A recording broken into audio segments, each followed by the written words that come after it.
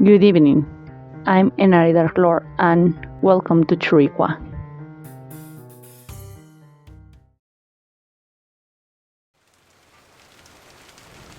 My name doesn't matter.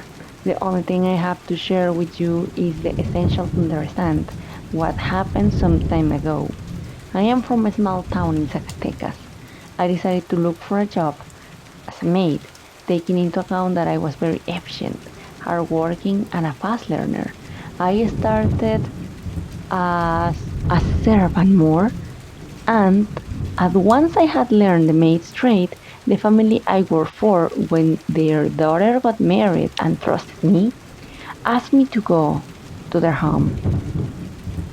Once the marriage union was consolidated, life led the couple to leave Zacatecas for business reasons, and we undertook the trip to Queretaro, where together with just a few of us and the butler, we went to live to serve the lords, leaving the rest to live in the house in Zacatecas for when the Lord had to return to give continuity to his businesses and mine.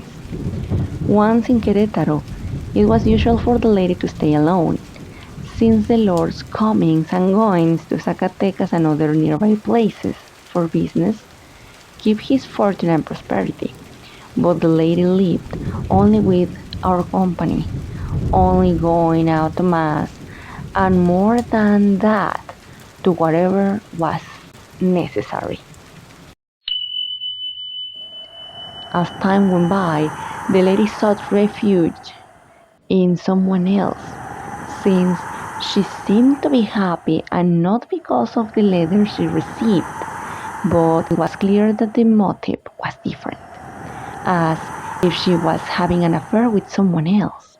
I knew it, until luck led me to see it for myself. It was with one of the lackeys. I could see it clearly, an embrace, so close and warm as it was someone you love, not to mention that I saw them kissing with such passion that there was no more explanation than the obvious. I knew it was the best to keep it quiet.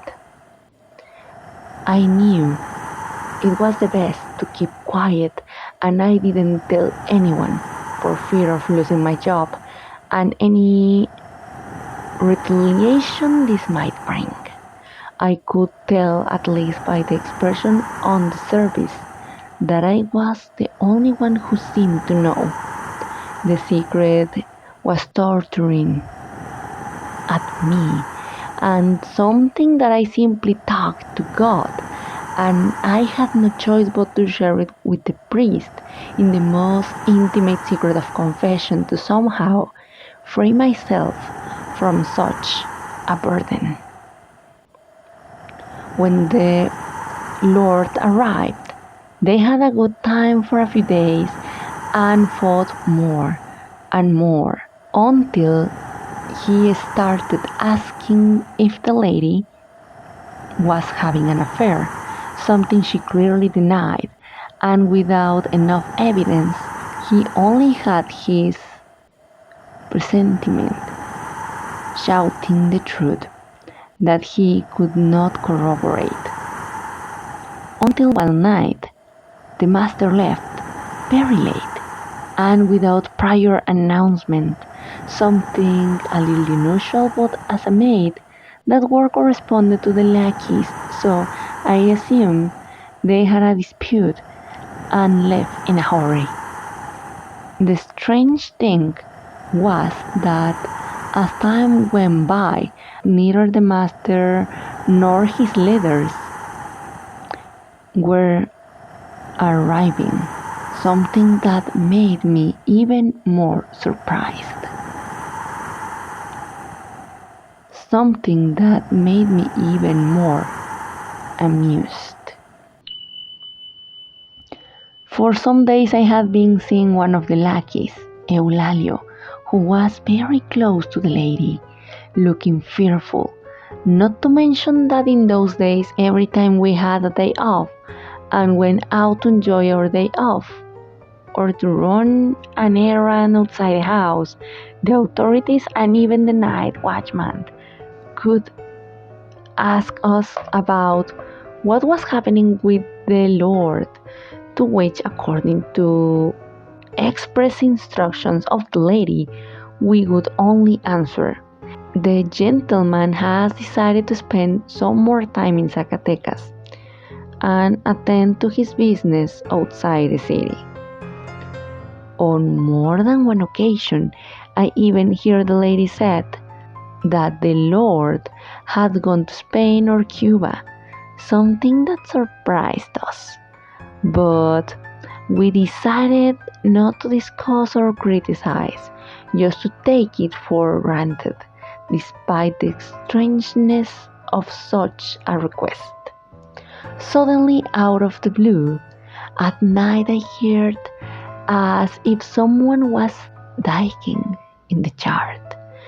I looked out and saw the lady, dirty, with dirt on her dress and a shovel, something that surprised me, and I decided to keep quiet.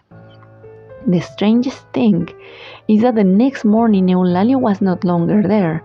According to what the lady said, in the middle of the night, he had told her he had to leave, and she only managed to give him some money for some problems he had gotten into, and left. Just like that. According to some of the lackeys, they said that Eulalio had left some belongings that he would never forget. So the rumor began to circulate that something had happened to him. I began to fear for my life, and I did everything I could to try to get out. Somehow, the rumor began to circulate that the lady had murdered her husband, something that chilled my blood, but in my heart, that what I feared was true. Fortunately, I received an answer that a house in Zacatecas needed a maid, so I took advantage of that excuse to return and tell the lady that my family needed me nearby. The lady agreed. But unfortunately, I could not leave for a couple of days.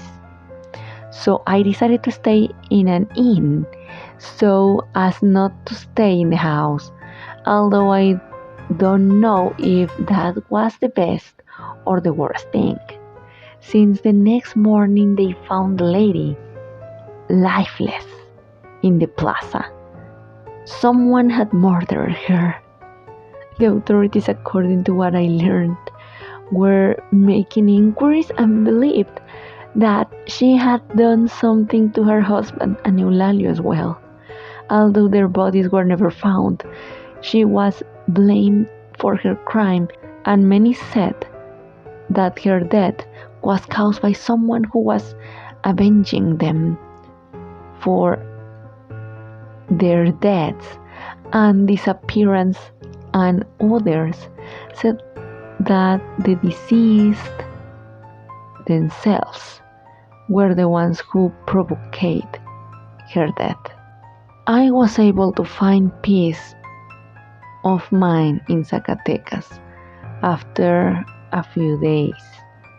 I met some of my coworkers and they told me that the days following the death of the lady were the worst, since they kept seeing her silhouette from the window and even her reflection in the mirrors or hearing her footsteps, not to mention the terrible chills they felt when they were in the courtyard, especially at night.